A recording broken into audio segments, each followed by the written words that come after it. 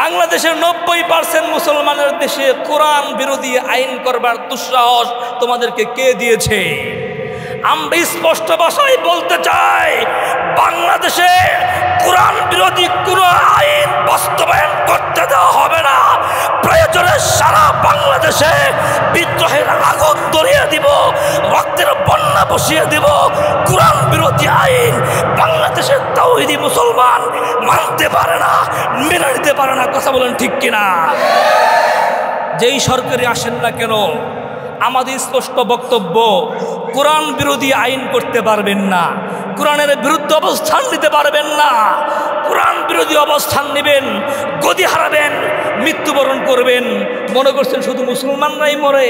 না, আল্লাহ পাক বলেছেন মুসলমানরা আগে মারে পরে মরে। সূরা তাওবার 111 নম্বর আয়াত। মুসলমানরা আগে মারে পরে জীবন দিয়ে শহীদ হয়ে জান্নাতের মেহমান হয়।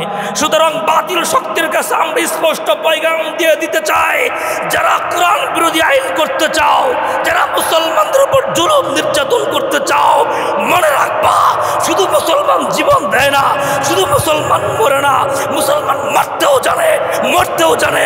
মুসলমান মারতেও জানে, মরতেও জানে। কথা বলুন ঠিক কিনা? আল্লাহ পাক রব্বুল আলামিন আমাদের সকলকে গাজওয়াতুল হিন্দের বীর মুজাহিদ হিসেবে কবুল আর মঞ্জুর করুন। সবাই পড়ি আমিন। ওয়া আখিরি দাওয়ানা আনিল হামদুলিল্লাহি রাব্বিল আলামিন।